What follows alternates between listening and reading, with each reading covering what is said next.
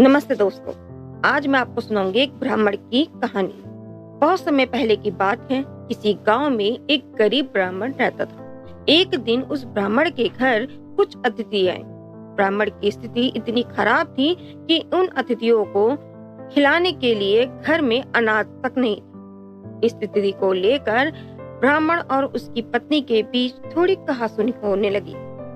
ब्राह्मणी कहती है, तुम्हें पेट भरने योग्य अनाज कमाना भी नहीं आता है। इसी का नतीजा है कि आज घर में अतिथि आ खड़े हुए हैं और हमारे पास उन्हें खिलाने के लिए भी कुछ भी नहीं है। इस पर ब्राह्मण अपनी पत्नी से कहता है, कल कर्क संक्रांति है, मैं कल भिक्षा लेने के लिए दूसरे गांव जाऊंगा। एक ब्राह्मण ने मुझे आमंत्रित किया है।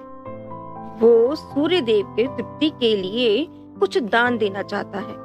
तब तक जो कुछ भी घर में है उसे आदर सत्कार के साथ अतिथियों के सामने रखो।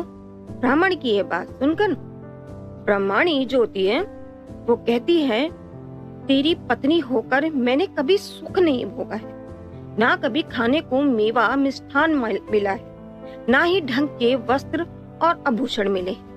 आज तू कह रहा है कि जो भी घर में है पड़ा वो अतिथियों के समक्ष रख दूं। जब कुछ है ही नहीं तो मैं उनके सामने क्या रखूं? पड़े हैं तो बस एक मुट्ठी तिल, तो क्या अतिथियों के सामने सूखे तिल रखना अच्छा लगेगा? पत्नी की ये बात सुनकर ब्राह्मण कहता है, ब्राह्मणी, तुम्हें ऐसा बिल्कुल भी नहीं कहना चाहिए। कारण ये है कि इच्छा के अनुसार किसी भी मनुष्य को धन की प्राप्ति नहीं होती। जरूरी है तो पेट भरना, और पेट भरने योग्य अनाज तो मैं ले ही आता हूँ। अधिक धन की चाहत अच्छी नहीं। ऐसी इच्छा का तुम्हें त्याग कर देना चाहिए।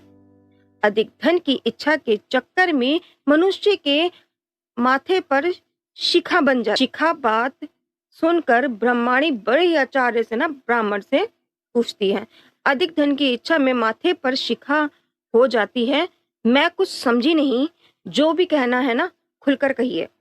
तो ब्राह्मणी के इस सवाल का जवाब देने के लिए ब्राह्मण अपनी पत्नी को शिकारी और गीदड़ की एक कहानी सुनाता है।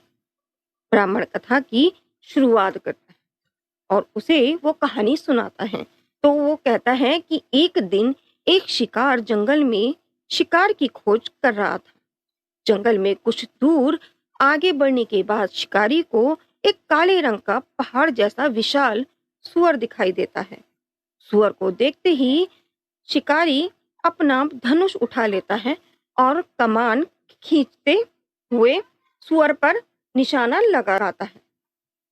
अब कमान से निकला हुआ तीर तीव्र गति से सूअर को घायल कर देता है। घायल होने पर सूअर चिंघड़ता है, मतलब चिड़चिड़ाता है, वह शिकारी पर पलटवार कर देता है। सूअर की तीखे दांतों से शिकारी का पेट फट जाता है। इस तरह शिकार और शिकारी दोनों का ही अंत हो जाता है। इसी बीच खाने की तलाश में भटकता हुआ भूखा गीदड़ वहां से होकर गुजरता है, जहां शिकारी और सूअर का शव पड़ा हुआ था। बिना मेहनत इतना सारा भोजन देखकर मन ही मन गीदड़ बहुत खुश होता है और मन ही मन सोचता है कि आज तो ईश्वर की बड़ी कृपा हुई, जो इतना सारा और इतना अच्छा और अधिक भोजन एक साथ मुझे मिला। मैं इसे धीरे धीरे और आराम से खाऊंगा, ताकि लंबे समय तक मैं इसे उपयोग में लाऊंगा। इस तरह मैं इस भोजन के साथ साथ लंबे समय तक अपनी भूख को भी शांत रख पाऊंगा। तो इन सभी बातों पर विचार करते हुए गीदड़ सबसे पहले छोटी छोटी चीजों को खाना शुरू करता है। तभी उसे शिकारी के मृत शरीर के पास धनुष पड़ा हुआ दिखता है। गीदड़ के मन में पहले उसे ही खाने का विचार आता है और वो धनुष पर चढ़ी डोर को चबाने लगता है। गीदड़ के चबाने से धनुष पर चढ़ी डोर टूट जाती है और डोर के टूटने से धनुष का एक सिरा बैग, मतलब 7 गीदड़ के माथे को भेदता हुआ ऊपर निकल जाता है, मतलब ऊपर निकल जाता है। गीदड़ के माथे को भेद कर धनुष को जो सिरा गीदड़ के सिर पर निकल जाता है, वो ऐसा प्रतीत होता है मानो गीदड़ के माथे पर शिखा निकल आए हो। घायल होने के कारण कुछ देर बाद गीदड़ की भी मौत हो जाती। इतना कहते हुए ब्राह्मण कहता है, ब्रह्माणी, इसलिए मैं कहता हूँ कि जरूरत से अधिक लोभ से माथे पर शिखा आ जाती है। ये कथा सुनाने के बाद ब्रह्माणी कहती है, ठीक है, अगर ऐसी ही बात है तो घर में जो मुट्ठी भर तिल पड़े हैं उन्हीं को मैं अतिथियों को खिला देती हूँ। ब्रह्माणी की ये बात सुनकर ब्राह्मण संतुष्ट होता है और भिक्षा मांगने के लिए घर से बाहर निकल जाता है। वहीं ब्रह्माणी भी घर के पड़े तिल को धूप में सुखाने के लिए फैला देती है।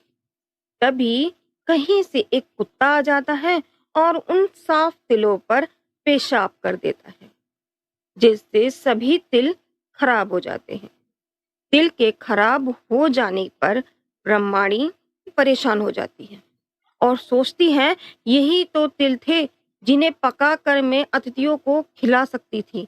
अब मैं क्या करूं? काफी देर सोचने के बाद ब्रह्माणी को एक तरीका सूझा।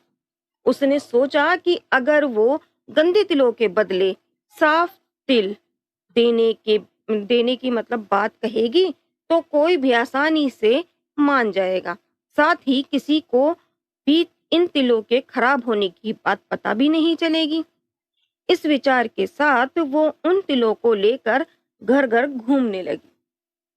ब्रह्माणी की ये बात सुनकर एक महिला वो तिल लेने के लिए तैयार हो गई, लेकिन उस महिला का पुत्र अर्थशास्त्र पढ़ा हुआ था।